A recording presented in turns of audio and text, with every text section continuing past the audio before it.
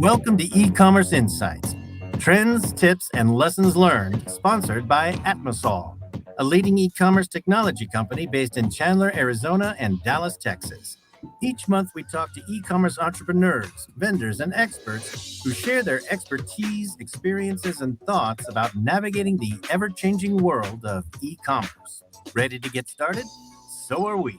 Join host Ram Mohan and co-host Honey Olson with today's guests. Hi, welcome everybody. So today we are joined by Dave Malda from Jitterbit, and Landon Chefs from accessiBe. And we are going to talk about the accessibility of your website, omnichannel, and EDI integrations. So gentlemen, why don't you start us off by telling us a little bit about yourselves and your company, and we'll go from there. Sure, thank you. I'll start, Honey. It's nice to meet you all, and thanks for having me today. Just on behalf of Jitterbit.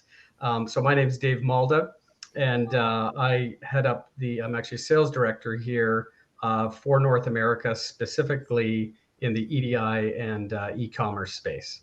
Okay. And Landon? Great. And Honey, again, thank you so much for having me on. I'm here representing accessiBe. I work with our agency partners, primarily agencies who are focused on e-commerce brands.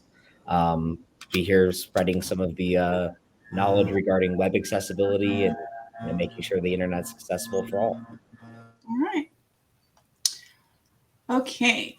So I guess we could get started. Let's talk about omnichannel. So Dave, what are some of the key issues that businesses, e-commerce businesses specifically, are facing right now in omnichannel selling? Yeah, it's a great question, Honey. I think that as we've come out of COVID, and even while we were in COVID, I think what we sort of experienced was maybe all of the gaps and all of the cracks, if you will, that existed maybe in the current systems. And I think some of the things that are maybe challenges for retailers today are things like, having multiple sales channels, where you're maybe selling through different channels. You have an in-store presence, and you have to integrate all of those different systems, right? So I think, setting them up might be easy, separately, but having them all connected is kind of a big challenge that can come up. I think inventory is another one, right? So as retailers start to maybe sell globally, have these disparate systems that need to have the proper inventory shown. That becomes a pretty big challenge. Right. And then fulfillment and logistics, I think, is another one where, if you have a great experience on the front end, but those orders maybe don't make it to your warehouse or to a 3PL in an efficient or timely manner, you're going to start to have some problems, right? So those are just a couple of the things, Honey, that I've sort of noticed over the last couple of years. And I think probably the one thing that's paramount to all of this is really that customer experience, right? That gets impacted when some of these things are maybe negative experiences, right? So what would you say? What are some of the connections that Jitterbit works with right now? I mean, obviously, well, I'm not going to say obviously, because not all people do this. They use their e-commerce as kind of the hub. Yeah, I would say so. In my experience over the last, I'd say 10 plus years, often what'll happen is the ERP or the accounting package kind of becomes that sort of area where all of the data resides and sort of spreads out from there. So that's what I've noticed. I'm going to say in probably 80% of the cases, it really is either going into the ERP, like a NetSuite or a Dynamics 365, and then flowing out, right? And so in our space, in our EDI sort of e-com world, it's really driven to and from the ERP or the accounting package most of the time. Not always, but most of the time. Okay. So you say let's just take Dynamics for that. So you would say like maybe they're invoicing their inventory, everything like this coming from their ERP going out to whatever different selling channels that they may be going. Isn't the information coming back in then? Yeah. So here are some common use cases that we kind of run into, I would say daily, right? It would go something like this. They have a Magento or a BigCommerce or a Shopify Plus, or maybe a Shopware store, online presence. Those orders come flowing in. So any net new orders come flowing into our platform, and then they'll get created automatically into, let's say, Dynamics 365, right? Then we take that information, we send it to the 3PL or the warehouse so that they can pick, pack, and ship, those products. And then now we have a tracking number and we have some shipping details, right? So then that information needs to make its way back from the warehouse back into Dynamics 365. And then, of course, we need to send those statuses, those tracking numbers, all those shipping details back up to the e-commerce platform to make sure that there's a trigger sent out, to the buyer saying, it's been shipped. Here's here's the arrival date. Here's the tracking number. And then we have to make sure we adjust the inventory accordingly, right? So when we pull that order down, the inventory gets depleted appropriately, and that needs to also be reflected back up on the website or on the e-commerce platform. And then, I would say third is sometimes the product information, gets set back and forth as well, right? So I might have all of my products in either a PIM or in my ERP, and I'm broadcasting maybe new descriptions, maybe it's some type of a campaign that I'm running. I need to take that information and push that up to the platform as well. So those are, I would say, like 3 or 4 common use cases that we get daily that we're able to solve for. Okay. Now you had mentioned before something called frictionless commerce. Yep. What is that? Yeah, we talk about that a lot. And so I think, the goal is to really make the journey for the buyer as smooth as possible, right? And so, what does that mean? There's a couple of factors here. It starts with discovery, right? So Shopify has this great little tool that I don't know if anyone on the call or on the podcast, I should say, has used it, but it's shop.ai is the URL. And basically it's using AI to help you discover products that basically I could type in something like, I'm having a family barbecue this Saturday and I need, the right barbecue for the occasion or something to that effect. And it's going to take that and it's going to ask you some questions. It might say how many people, does it need to be propane or natural gas? And as you're answering these questions, it basically on the left-hand side breaks out products that make sense for what you're asking, right? So there's the discovery side of it. And then I think there's, that's kind of like personalized experiences, I guess you could say, right? And then really making the checkout experience something that's really smooth, right? I don't know if you all get this, but if I come to if I'm buying something, and it's an impulse buy, even sometimes it's not. No, no one does impulse buying. Never, right? Like me personally, I've never done that, but except every weekend. And you get presented with this, a form, right? Okay, what's your name and your address, and then is the billing address. I don't know about everyone else, but I go, oh, okay. All of a sudden I have this daunting task in front of me where I really don't want to fill out all this information, right? And sometimes that can be a trigger point for, you know what, do I really need this? Or maybe I'll do it later, right? And you sort of abandon the cart, as they say, right? So I think that's one thing, having a smooth checkout. And then I think just different options for paying, right? So, you know, some people are gonna want to use their credit card. Some folks may want to use a cryptocurrency like Bitcoin. I've done that in the past for certain things. And then maybe it's buy now, pay later, right? So having those options is really important. And then it's all about, I would say, like, probably lastly, there are multiple factors in here, but I would say lastly, when am I going to get the item, right? And usually, I mean, I see you nodding there, honey. It's like, yeah, I if that's like weeks out, Yeah. you know, Get it. part of me is like, you know what, I'll just go pick up the barbecue. But if it's coming in 2 days, it's Wednesday, I'm going to get it by Friday, I'm having something on Sunday, I'm good with that, right? Having that availability of the estimated delivery time, Amazon obviously does a wonderful job of that. There's tools out there and platforms out there that help, like Shipper HQ comes to mind, you know, wonderful company that does a great job of that, shows you all the rates, right? So, you know, maybe not even having, I was actually doing this, just a little story. I was doing this yesterday. My son is collecting hockey cards, and he says, Dad, I want to buy this like a binder to hold all the cards in, right? And so I said, yeah, of course, no problem. Let's go check online, right? And so we start looking, and it says, oh, this will be, you know, you're going to get this estimated date was in like 2.5 weeks. And he's like, oh, like, Dad, I kind of wanted it for like next week or later this week, right?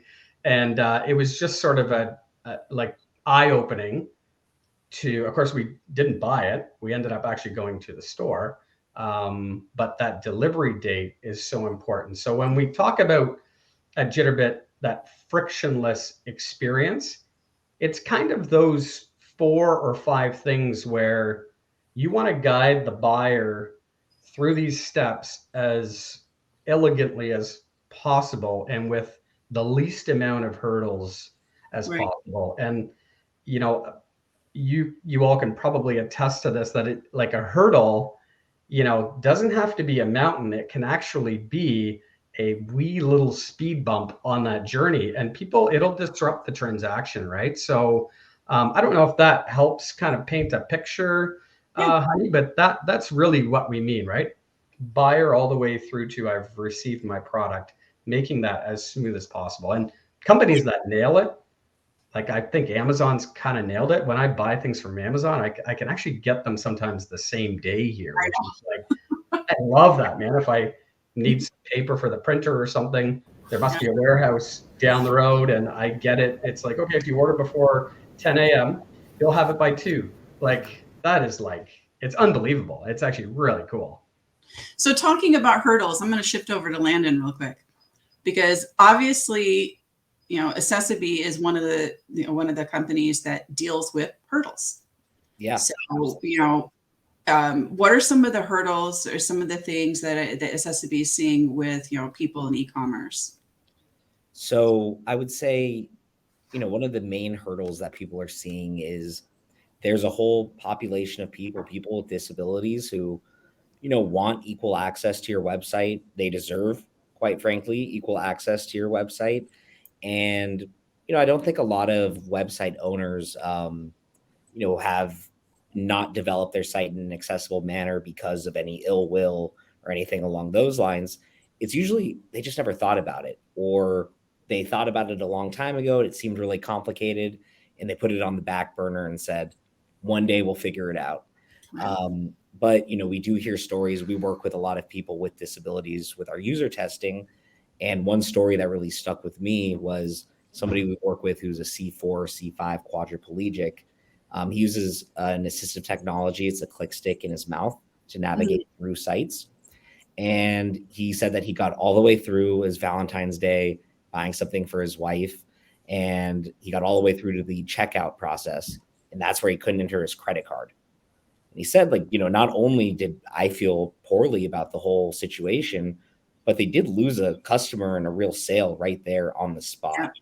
So, first and foremost, I do think it's just the right thing to do, and just making the internet a better place for everybody. But there is a real market that's being missed out on because of this.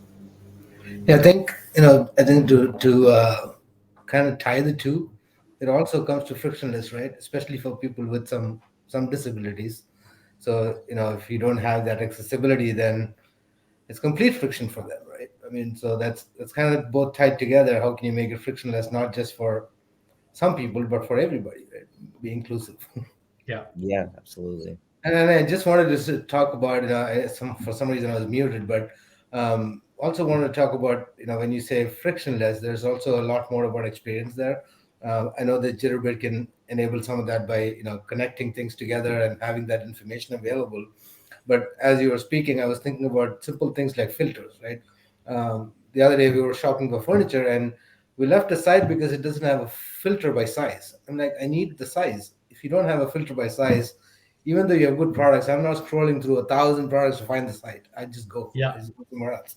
So I mean, probably not as much in context with this, but frictionless means a lot of things to that encompasses all of e-commerce. In fact, Yeah, it's a really good point, Ram. I think that I know you're talking furniture, and that's such an interesting one, right? Because we looked a couple of years ago at a sectional, and it was a fairly big L couch, and it was for our living room where we watch movies and have the TV on sometimes, and you could look at this on the website, and they did have some sizing, but how it would look in the room and maybe even would this fit was like really interesting, right? So they had this, I think it was Wayfair, and you could take your phone, you could turn the camera on so it's showing the room, and then it would place the product on the camera, and it was really cool. Like it actually really helped because you're moving around the room, and I'm like, okay, like actually this would fit, and the coloring and the size of it actually makes sense for the room. And that was I would say that helped us buy that product because we didn't really know how it was going to look, and it was a fairly big item. So to go to the store, you see it in the showroom, hey, it's going to look great, right? Bringing it home and seeing what it's going to look like is very different. And so this kind of helped like close that gap to encourage us to go buy it. It wasn't cheap. Go buy it. We set it up, and it was like, yeah, this is perfect, man. So that's a really great point that you make. There's some really good tools out there for furniture, even clothes, glasses, Yeah. Yeah. So I do have a question, Landon. You may or may not have this answer. So we're talking about, and Amazon has some of these too on some of the products. You can see, put it in my room. Mm-hmm. If someone is, say, blind, Mm-hmm. will it talk to them? Will it tell them it's going to fit? I mean, that's, I understand you may not have that answer because I don't know. Right. If the technology has come that far yet. I don't think we're quite there, right? But most sites, at least a majority of sites that we work with that are e-commerce focused, these agencies do add filtered sections, Mm-hmm. right? And one of the trickier things is, if you're blind, right, you have a screen reader that's downloaded into your operating system, and it's reading out the content of the site. What usually is done is that things aren't labeled properly. So Gotcha. although they may hear the word size and then, maybe a certain amount of inches or whatever the case is, they don't know that it's actually a button that they could click to filter down to those sizes, right? And these are all ARIA labels, role attributions, I'm not a developer. I won't get too technical, but, these are very important things that when I'm going about my everyday life, at least prior to working here, never really had to think about when I was shopping online. I don't know too much about, when augmented reality and accessibility combine quite yet. That might be something, that comes down. But, I'll leave that up to the Zuckerbergs. But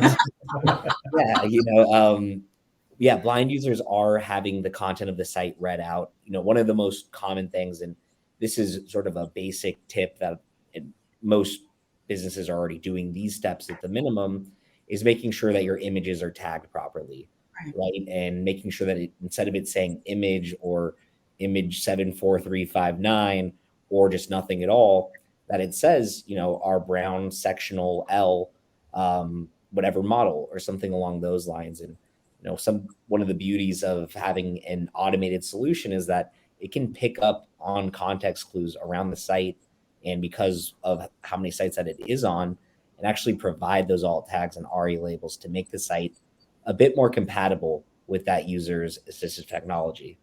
So now, I have a question, because you talked about labels on the images. Mhm. So development, we go in, we do a lot of the alt text and stuff for our clients. Right. But even Google will say, if it's like a hero and it has no bearing, Mhm. don't put anything on it. Which makes no sense to me, because if someone's looking at my site, Right. I would want them to be able to see it from top down, just like anyone else would. So, if my hero is a picture of a woman sitting on an island drinking a drink because I'm a travel agency, That sounds lovely, by the way. I would want someone who may not see that beautiful picture, but be able to read it. Yeah, you're absolutely right. And what I've seen become a pretty common trend within e-commerce, and it's probably been this way for a while now, but is text actually embedded within images. And typically that text is a call to action, right? Something about a sale that's going on, shop now, and it might be a clickable image, right? All of these different things. And if you don't properly tag that, the screen reader has no chance of picking up that text, right? If it's just sort of as an actual text on top of it, maybe it'll be read out, hopefully with the right context. That's a big hopefully.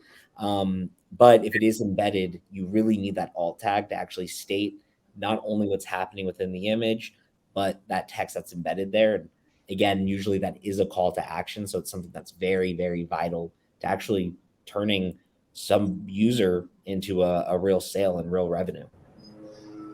Is it a requirement, Landon, to have your site accessible in North America? Yeah, so I know you're in Canada, and there are rules in Canada as well as the States. As I'm sure you've heard about us here in the States, we're a little, we get a little happy to quick to sue people. So what essentially happened is that in 2019, the Supreme Court officially ruled that websites are also considered places of public accommodation. So therefore, they must, make sure that they are accessible to those with disabilities. In the States, that applies to the Americans with Disabilities Act, which is where the lawsuits come from. And, it does come from a place where people wanted equal rights, they wanted access. Unfortunately, it has maybe become a bit of an environment where certain law firms have found, hey, this is kind of a quick way for us to make some money, Right, and sort of take advantage of the system. And it caused some friction sort of between, business owners who maybe didn't know about this, had no ill intent, and the community. But yeah, so it is a requirement from that end where you're very vulnerable. E-commerce is, because the whole business is sort of online, is the most targeted or most litigated against.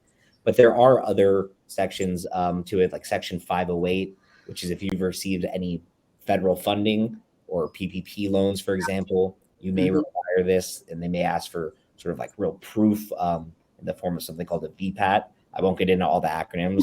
Accessibility is all about acronyms. And in Canada, there's provincial acts as well. So there's the AODA, where the government's, instead of, an individual or a class action lawsuit happening, it's the government, fining companies. Okay. And, we hear about it constantly, that there's new provincial laws being, introduced at the very least. And on top of that, there's the Accessible Canada Act. Just one thing to sort of wrap all of this up, but the short answer is yes, I could definitely consider this, a sort of mandatory aspect at this point, according to the courts. But all of this falls under this really long guidebook called the WCAG, the Web Content Accessibility Guidelines. Okay. I've taken a look at it, a little overwhelming. It's about 1,000 pages long. Yeah. But the gist of it is, how should this website look and feel for somebody who has a disability?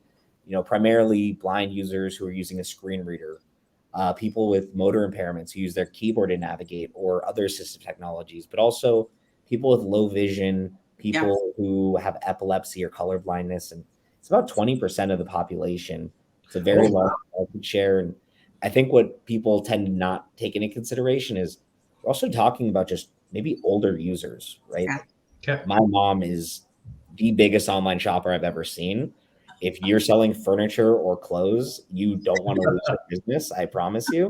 But, she does the old fashioned way. She goes on her Mac, she presses Command Plus like 40 times. I laugh at her when I'm home and I'm like, Mom, first of all, get your eyes checked. And number two, please just use a different, a site that has a tool that's going to allow you to increase the size, saturation, make it easier for you to view, because people will, leave the website once it's too difficult to use, essentially. Yeah.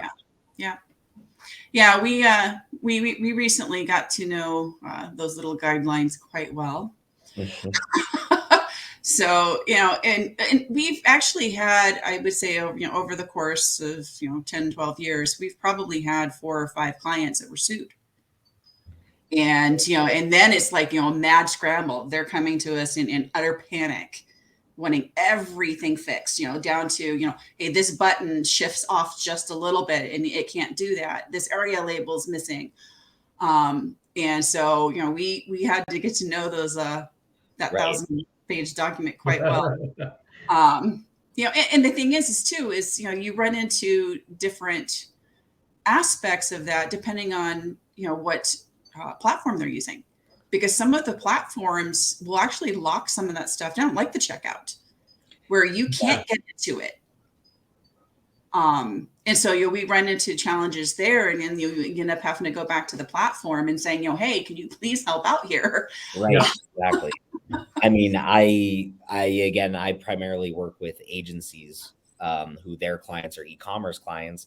And the feedback that I hear a lot, and I'm sure a lot of people listening who have internal development teams, is every time they want to add a new collection, right now, I'm sure summer collections are already out, but when fall collections are coming around, if you're doing it the old fashioned way, which, I never knock the old fashioned way, it is a bit on the pricier side, going in and actually doing everything by hand.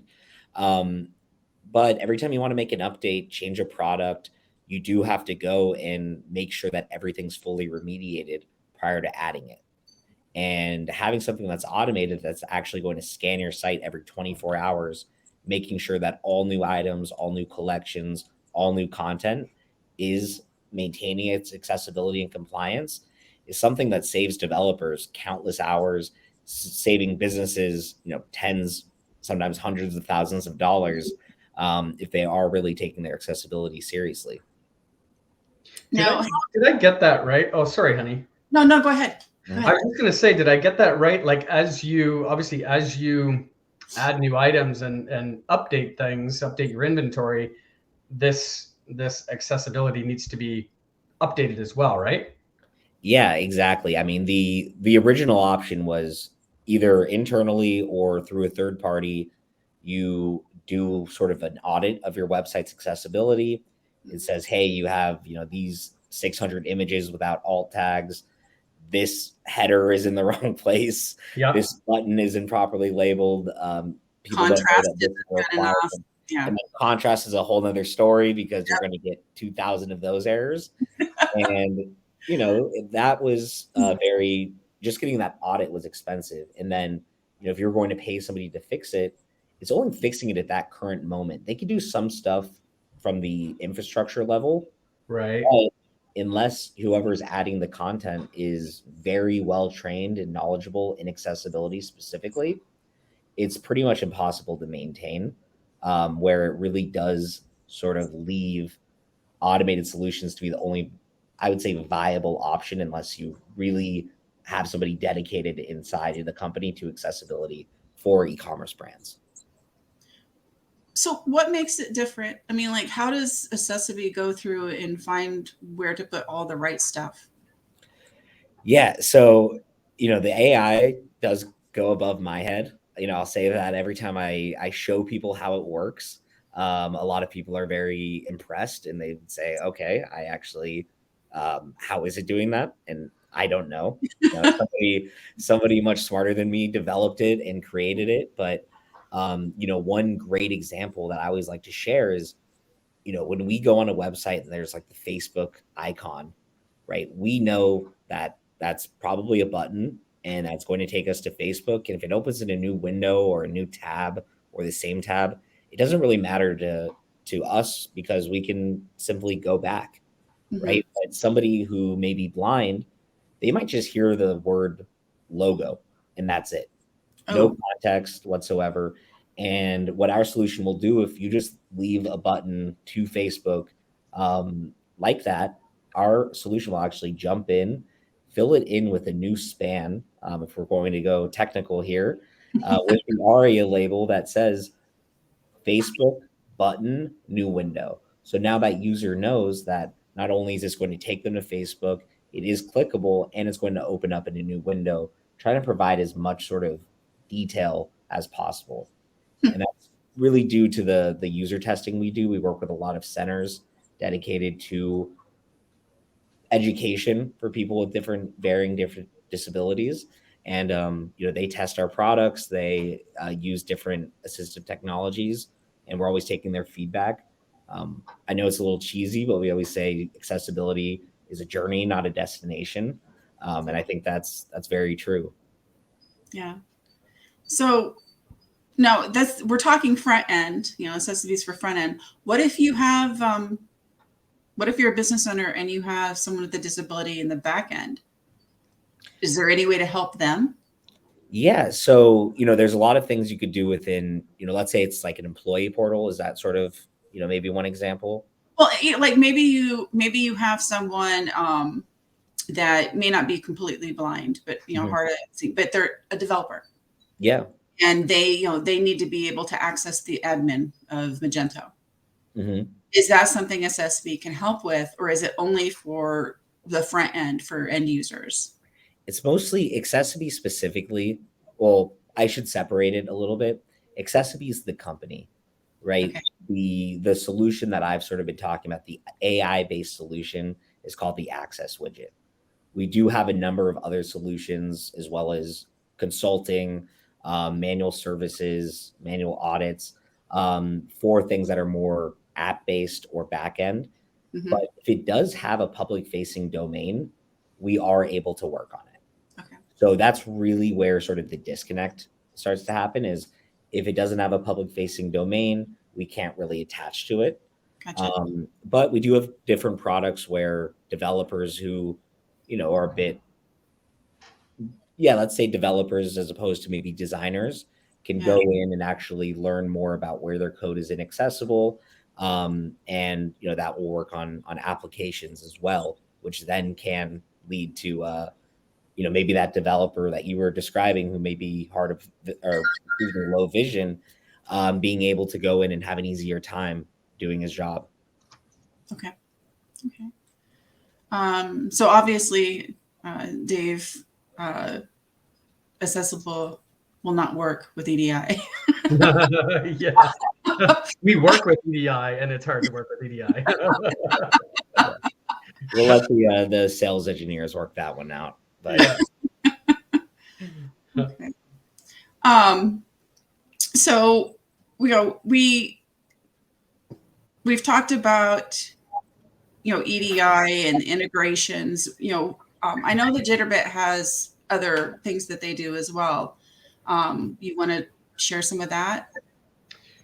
Sure. Yeah. And Ram, I don't know if you wanted to. It looked like you were maybe going to jump in and say something. No, there's some noise in my background, so I'm just trying to mute and unmute all the time to make sure that I don't disturb everybody. Gotcha. Yeah. So as far as capabilities for Jitterbit, it's actually quite impressive. It does branch out beyond EDI and e-commerce. There are many other sort of sectors that we'll work in. But if I stay in the EDI e-commerce sort of, let's say, swim lanes, a few of the other things we'll do, and we have a ton of experience with the current team that we have, I would say that it's, if we take the collective years of people, it's hundreds of years of experience. So for example, I'm around 15, 16 years. There are some folks that are on the sales team that are, well beyond, 6 or 7 years. So there's a kind of a plethora of EDI and e-commerce knowledge that allows us to not only, really help with a use case, but to really deeply understand what is needed, and then to offer sometimes a best practice approach, right? So you may have a business that is doing something a certain way because that is the way they've always done it. And we're able to maybe approach it and walk them through maybe a different business operation flow that maybe makes a little more sense, and that the platform is able to help, bring in some efficiencies, right? So I don't know if that helps Honey paint a little bit of a picture, but definitely anything EDI, we've done that for years, more than 30 years. And then on the e-commerce side, I would say we're probably coming up on, let's say, a decade. I do recall the first Magento integration that we did into, I think it was like Sage 100. Yeah. And it was Magento Enterprise. There was Magento Community and Magento Enterprise.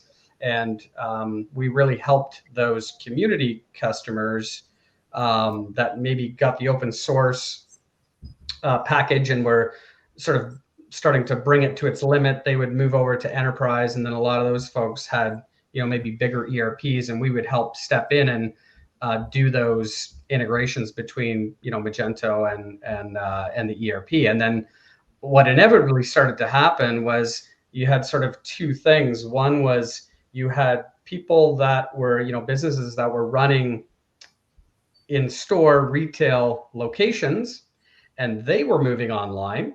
So they may come to us and say, listen, we've launched this site, right? A Shopify site or a BigCommerce site, and we're starting to see some order volume.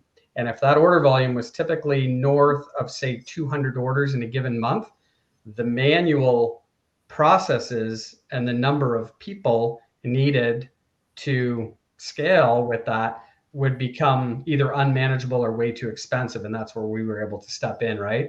And then the reverse would be you had companies that were selling online primarily. They may have started, like we saw this sort of with vitamins and even like fruits and vegetables and like packaged like dinners and meals and stuff like that. They maybe started online, but then also moved to in-store or pop-up or marketplace, right? And they had the other issue, which was we're really great at attracting folks to buy online. We need help with our EDI because we've now signed a contract with Costco or Bass Pro or Cabela's, and they're asking us to do EDI, and we don't understand what that is, right? And so there was, they're asking us to be EDI compliant. What does that mean? And so those are always fun discussions because you're kind of starting from the ground, level and moving up, right? And it really is just a compliance thing. It's a way of doing business with a big box store or a retailer, and you have to do it that way. And so there is no opt out. You can't say, well, no, you know what? I'll send you an email or I'll text you, right? When you buy from us, it doesn't work that way. You need to be EDI compliant. You need to be able to accept 850s, send 810s, send 856s. So you learn very quickly. They lean on us pretty hard to help educate them and help get them kind of ready with these retailers. And then we have plenty of companies that are, working with sometimes 20, 30, 50 trading partners, and they know the drill. They'll come to us and just say, okay, we've got another 5 that we're now selling into. Please help us just become EDI with those as well, right? So what happens if someone comes to you with a really, really old ERP? Yeah, great question. Because we've come across that. Yeah, that's a great question. So, certainly the old on-premise accounting packages and ERPs, we are able to deal with. In fact, I would say we have plenty of experience with that. It might be, let's say, Dynamics AX or Dynamics GP or some of the Sage products, right, are on-premise, and we're able to connect to those systems and make that data flow back and forth. Of course, with some of the new SaaS platforms, calling those APIs and we have connectors that that we work with that are obviously things that come out of the box and you don't have to rebuild it every time. We're able to really lean into those pretty quickly and pretty hard. But the on-premise stuff we do a lot of, and we get a lot of requests for it, and we get a lot of requests for file integration, right? Hey, I drop off, delimited files that need to be consumed by something, or I get EDI that gets dropped off into a secure FTP, and I need you to pick that up and we have a product that'll consume it or get it into the ERP, right? So there's so many. It's actually kind of fascinating how many different variations of moving data back and forth we run into. It's actually part of why I love working at Jitterbit is really every day, every week does bring new challenges. And the great thing is very rare that you say no. It can be a time and a money thing, right? For sure. Right. But you can kind of do anything. And with the flexibility of our Harmony platform, there really isn't a lot that we can't do. What's Harmony? So Harmony is just the name of our Jitterbit platform. Oh, okay. Yeah. So you named it. Okay. Yeah. And actually, it has. If you go to our website too, it has actually kind of a cool music theme. That's the name Jitterbit actually comes from music, and there's a whole backstory to it. But you'll notice that in the branding, just kind of a neat sound music sort of vibe to it. So it wasn't to play on eHarmony, right? Connecting. I don't think so. But I might have to take that offline and find out.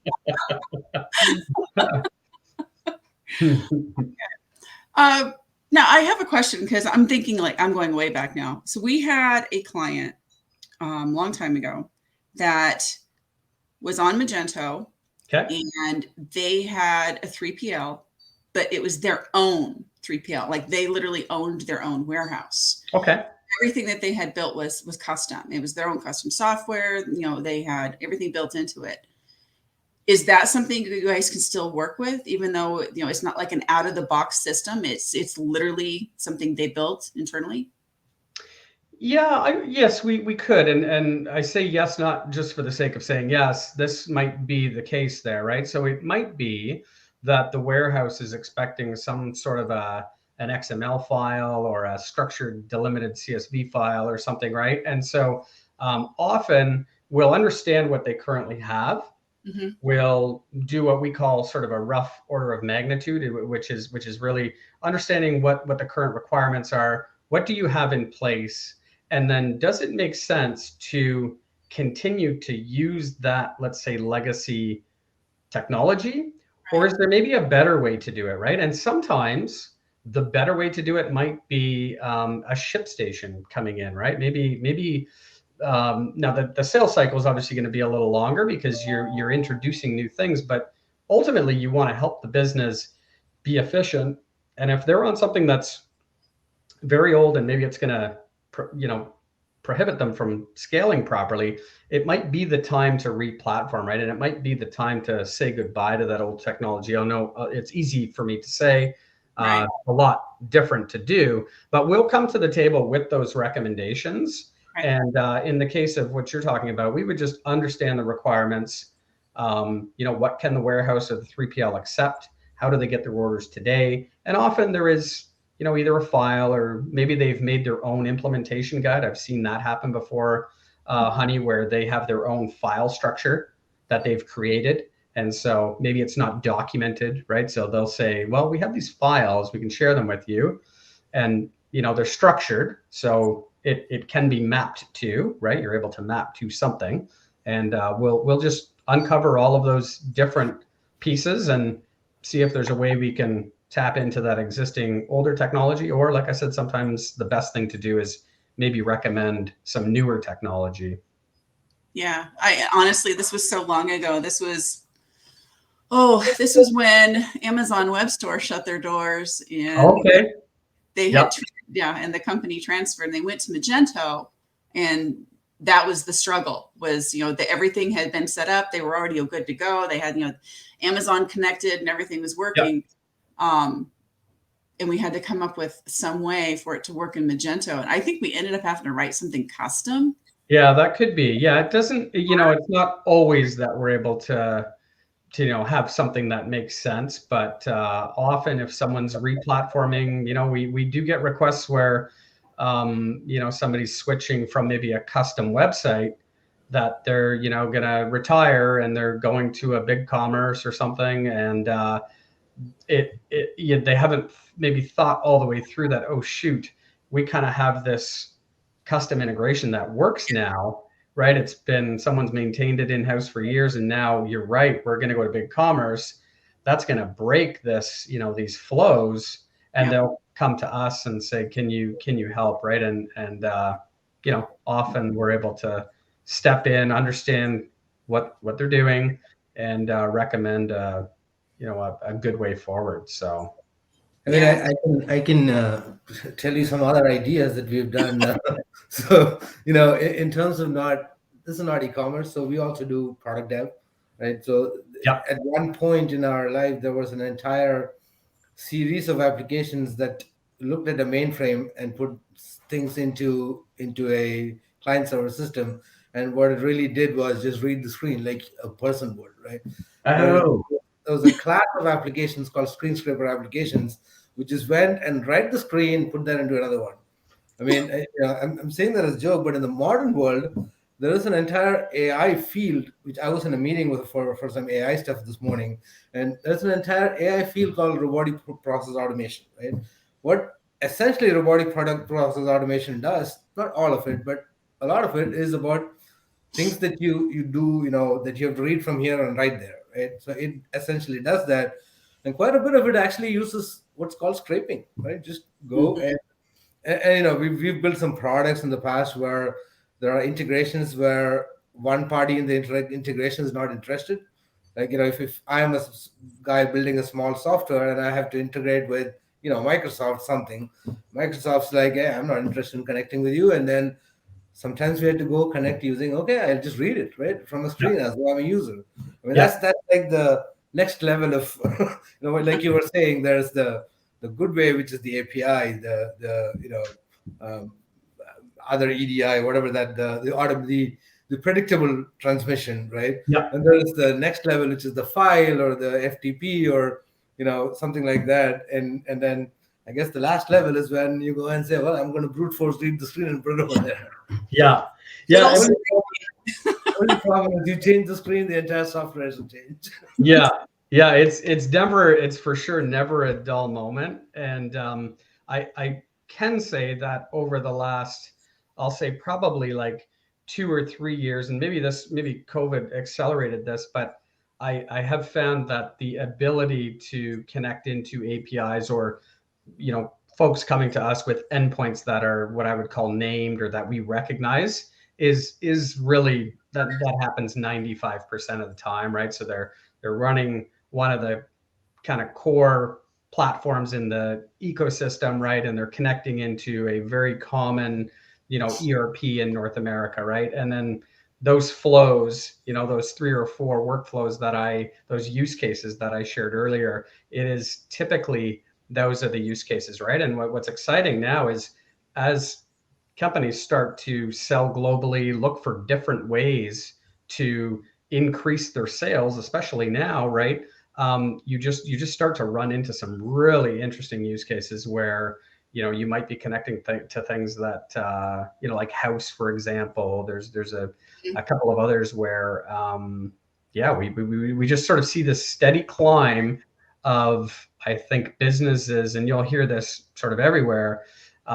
Businesses no longer dictate where you can buy the product. You need to be where your customer wants to buy the product. And so that requires you to ask your customers, where do you want to buy this and where are you buying this? And then you need to be there. And so for us sitting in the middle, we need to help those companies, connect everything, kind of going back to that customer experience, so that it is a wonderful one, because there's nothing like ordering something, you've spent your money and then you don't get an email with a tracking number, or it goes quiet for a couple of days and you start going, oh, I wonder what happened to that. I personally don't buy from those businesses again. You kind of have one shot. And the reverse is when it's very pleasant, it's like, oh man, that was great. I got to do that again. Right. And so there's a lot happening in the background to make that on the front end seem very seamless. Right. Now, you made me think of something when you started talking global. So I'm going to flip back over to Landon real quick. So we talked about accessibility. We talked about, screen reading, things like that. What if it's a different language? That's, definitely something we've taken into consideration. So, one of the great features about accessiBe and the Access widget in particular is that we're supported in 16 different languages. Okay. So, essentially what that means is, if you were to go into the interface and, choose whichever flag of the language you'd like to hear, it was actually really impressive to see the first time I sort of realized what was happening, but it actually changes the alt tags that we're filling in into alt tags in said language. Oh, so cool. You chose Portuguese. I shouldn't have used that as an example, as I don't speak any, but it will say white dog in running in a field, but in Portuguese. So I won't do that impression. I won't put any. But it actually is really, it is smart enough to pick up on that.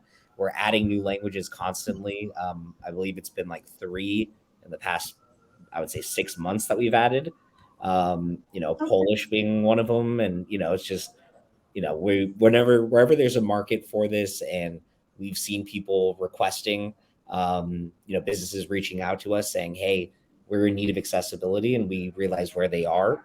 We start adding languages when we start to see trends. So do you go by the laws of where the main store is located? And then, or what if it's a language, say Portuguese, and they have different compliance rules? So back to the original, the WCAG, and I know I said I had a lot of acronyms. Dave, I think you may have actually, but it all comes back to this WCAG, this mythical, 1,000-page book, right? And right now, the current global legal accepted standard that all of the EU follows, that the States, Canada, Japan, Israel, all of these countries who really enforce accessibility a bit more strict, they all fall under the WCAG 2.1 at the AA level. And that's exactly what the Access widget brings your site to in terms of compliance. And one more point to that is just, we talked about what if a developer does it, or what if you go through a third party that's doing it with a scan and then you do it internally. We already discussed that if you add new content, you may fall out of compliance. Right. But what if the compliance standards change? What are you going to do then? What if now it's that, all of the headers have to have a certain sort of aspect to it, or, area labels need to be even a bit more specific, whatever the case may be. That would involve you now going into that site that maybe has, 16,000 products, 30,000 pages, and making every individual change once again, where for us being an automated technology, we could just push that new standard across all of the sites essentially overnight. So what in the case of, so a lot of e-commerce, excuse me, a lot of e-commerce platforms, you use extensions or ends or things like that. What if a business is using an extension for their forms, say, that form itself, that third-party extension has not built in the things for ADA compliance? Will accessiBe add it, or are you just, you're in trouble?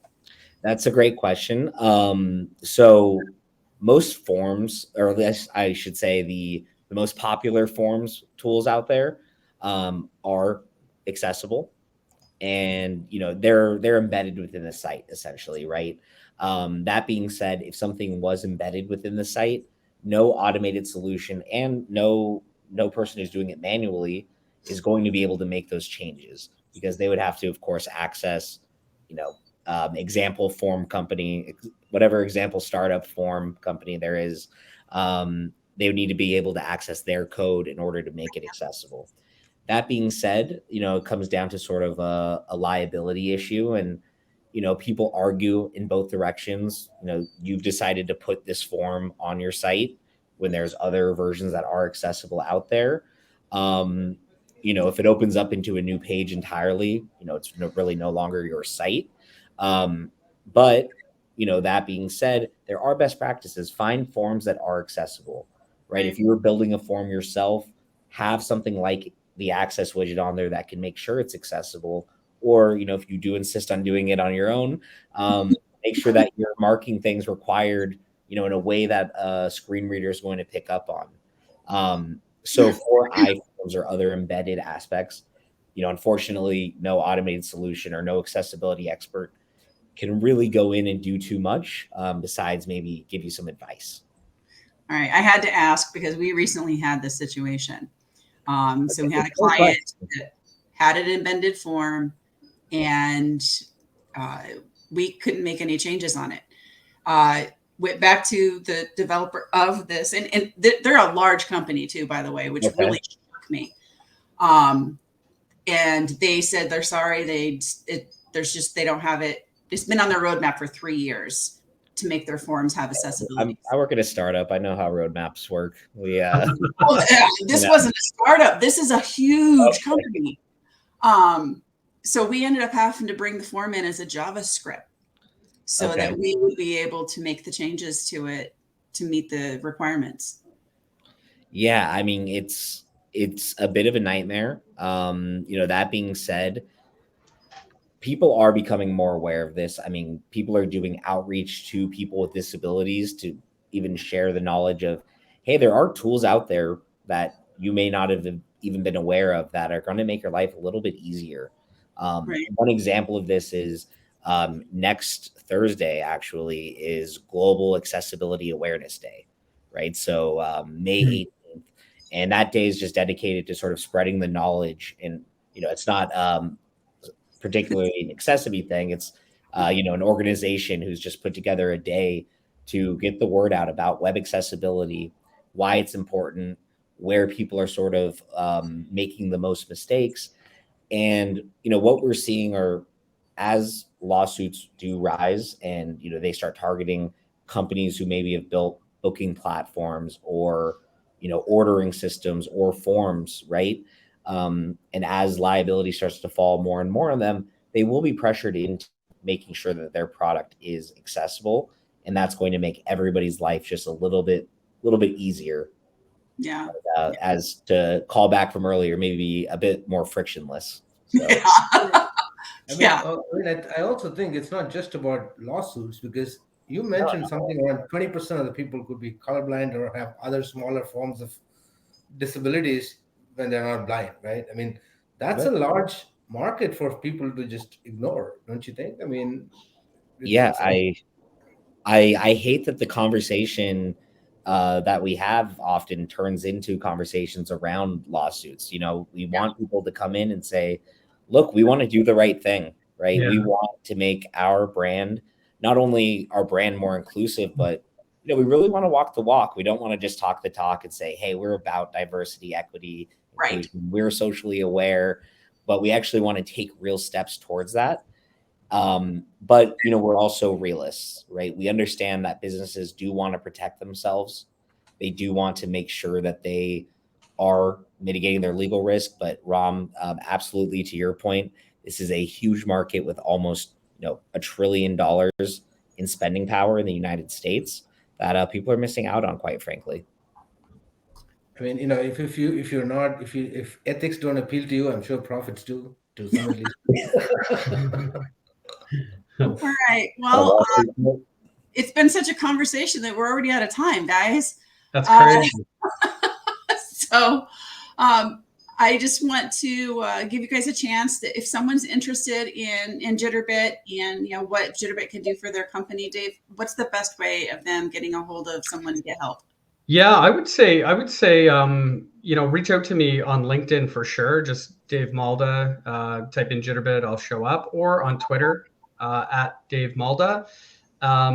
Or you can hit me up email for sure, dave.malda, M-A-L-D-A, at jitterbit.com. And I'd be more than happy to help out and answer any questions. So any three of those forms works for me. Okay. Same question to you, Landon. Yeah, absolutely. Feel free to reach out to myself directly. My email address is landonsh@accessiBe.com, spelled like the word accessible without the L.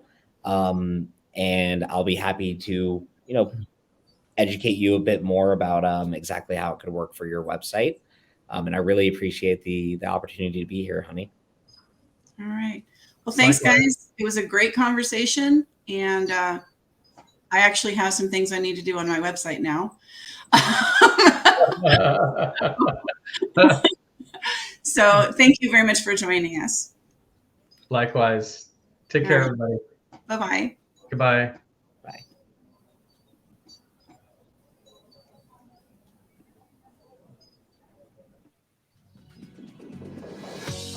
Thank you for listening to eCommerce Insights presented by Atmosol. We hope you have learned something new or took a nugget of information away to help you as you travel the world of e-commerce. Until next time, keep asking questions, evolving your business, and learn every day.